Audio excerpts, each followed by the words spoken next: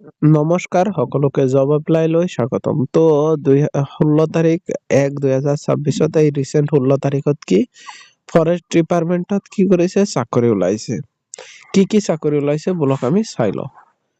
তো প্ৰথমে আমি যিকোনো এটা ব্ৰাউজাৰত যাই আমি সাৰ্চ কৰিম slprb.assam.in কৰাৰ লগে লগে প্ৰথম যেটো ওয়েবসাইট আহে আমি জানোৱে আসাম পুলিচত এপ্লাই কৰিছো সেই ওয়েবসাইটত যাব লাগে। তাৰ পিছত ৰিক্ৰুটমেন্ট নোটিছত আমি ক্লিক কৰি এনেকৈ চাম। চোৱাৰ লগে লগে প্ৰথমে 16/1/26 16/1/26 16/1/26 এনেকৈ পাঁচটা অপচন আছে নিউ বুলিও লিখা আছে।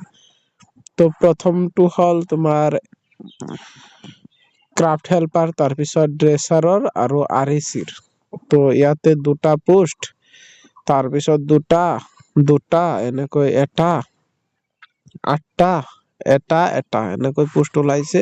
তো এডভাৰটাইজমেন্ট ক্লিক কৰি চাব পাৰে কত কোনটো কিমান পোষ্ট আছে। তাৰ পিছত সেকেন্ড এডভাৰটাইজমেন্ট ওলাইছে গ্ৰেড 4ৰ। তো 181 পোষ্ট তোমাৰ গ্ৰেড 4ৰ আসাম পুলিচৰ। তাৰ পিছত 6 পোষ্ট গ্ৰেড 4ৰ আসাম কমান্ডো বেটেলিয়নৰ। 69 post grade 4 staff under DGCA. তাৰ পিছত 3 নম্বৰটো হল জেল ওয়াৰ্ডেনৰ প্ৰিজন ডিপাৰ্টমেন্টত। তো 138 পোষ্ট ওলাইছে প্ৰিজন ডিপাৰ্টমেন্টত। তাৰ পিছৰ যেটো এডভাৰটাইজমেন্ট হেটো হল তোমাৰ 4 নম্বৰ যেটো এডভাৰটাইজমেন্ট হেটো 211টা পোষ্ট ওলাইছে ফৰেষ্ট গ্ৰেড 1ৰ। 504টা পোষ্ট ওলাইছে ফৰেষ্ট গাৰ্ডৰ। 74টা পোষ্ট ওলাইছে গেম ৱাচাৰৰ। 405টা পোষ্ট ওলাইছে এএফপিএফ কনষ্টেবলৰ। তো বাকি আৰু তলত আছে 733টা পোষ্ট ওলাইছে গ্ৰেড 3। তো মই যিখিনি বেছি পোষ্ট সেইখিনি মই কৈ দিছো, বাকিখিনি এডভাৰটাইজমেন্ট পঢ়ি চাব পাৰে। তো আমি যেতিয়াই যিকোনো এটা এডভাৰটাইজমেন্ট মই 4 নম্বৰটোত ক্লিক কৰিছো, কৰাৰ লগে লগে এনেকৈ পুৰা পেজ খোল খাই যাব। তো এনেকৈ গোটেইখিনি চাব পাৰে ৰুল ৰেগুলেশন, যি কোনটোত কিমান পোষ্ট আছে, জেনেৰেলত কিমান, কাষ্টৰ কিমান, তাৰ পিছত ইলিজিবিলিটি কি লাগিব। তো সাব অফিচাৰত 18ৰ পৰা 24 বছৰ, তাৰ পিছত এএফপিএফত 18ৰ পৰা 25 বছৰ, সেম আসাম পুলিচৰ যেটো সেইটোৱে লাগিব। তো বাকিখিনিৰো আপুনি ডাইৰেক্ট চাব পাৰে। নটিফিকেশনটো চাই আপুনি পঢ়ি ল'ব পাৰে। তললৈ তোমাৰ ইলিজিবিলিটি ক্ৰাইটেৰিয়া ভেকেন্সি গোটেইখিনি আছে, এক্সাম প্যাটাৰ্ন। তো এইখিনিয়ে আছিল এডভাৰটাইজমেন্ট আসাম পুলিচৰ যি ফৰেষ্ট ডিপাৰ্টমেন্ট তাৰে। এইটোৰ আমি পোষ্ট গোটেইখিনি চাইছো। এতিয়া আমি ইয়াৰ যি ইলিজিবিলিটি ক্ৰাইটেৰিয়া কোনটোত কি লাগিব। প্ৰথমে পাৰ্মানেন্ট ৰেসিডেন্ট হ'ব লাগিব অসমৰ।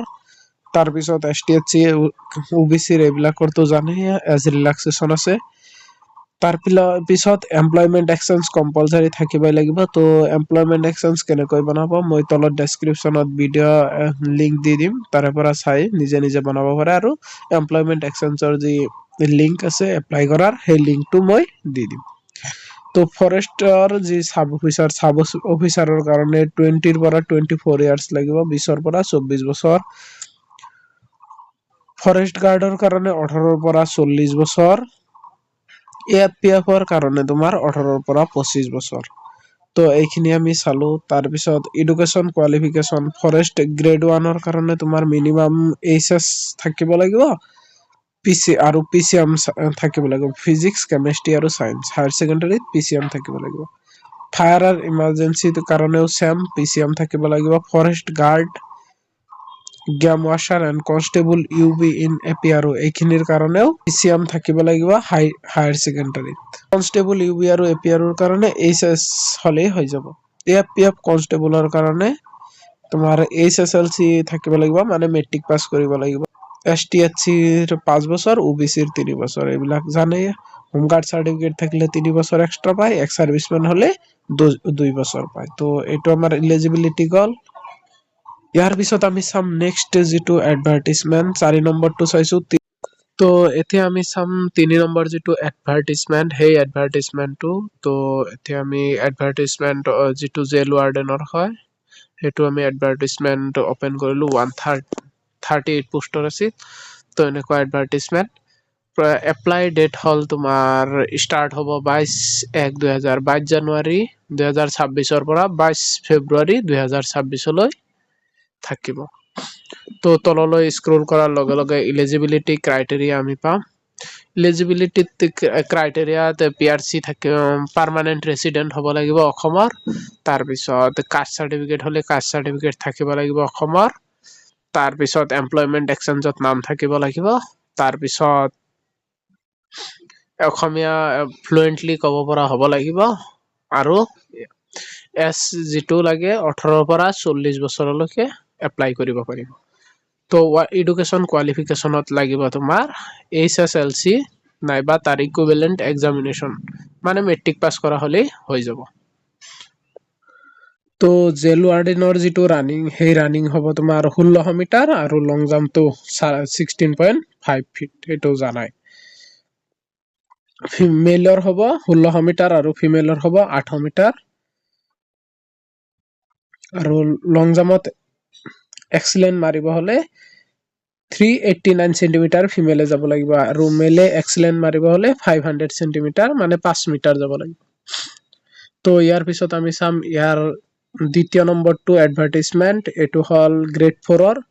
তো গ্ৰেড 4-ৰ এডভাৰটাইজমেণ্ট অপেন কৰাৰ লগে লগে চাবলৈ পাব কোনটো ডিপাৰ্টমেণ্টত কিমান পোষ্ট আছে আৰু কোনটো কেটেগৰীত কি আছে। গোটেইকেইটাৰ এপ্লাই চেম ডেটৰে আছে। ষ্টাৰ্টো হ'ব চেম ডেটত আৰু ইণ্ডো হ'ব সেই 22 ফেব্ৰুৱাৰী 2026।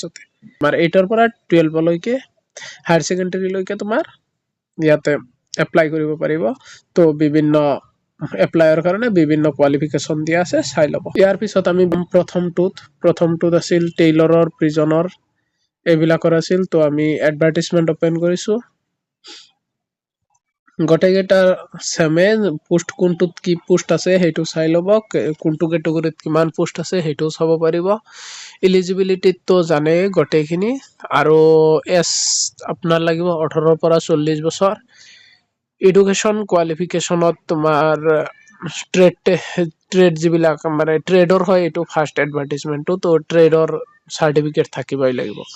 তো ST/SCৰ কাৰণে 5 বছৰ, OBCৰ কাৰণে 3 বছৰ, আৰু এক্স চাৰ্ভিচমেন হ'লেও 2 বছৰ, হোম কাৰ্ড হ'লে 3 বছৰ এক্স ৰিলেক্সেশ্যন পাব। তো গোটেইকেইটা 18 পৰা 40 বছৰ, অকল 4 নম্বৰটোৰ বাদে। 4 নম্বৰটোত 18 পৰা 24 আৰু 18 পৰা 25 বছৰ। তো এইখিনিয়ে আছিল ফুল ভিডিঅ'।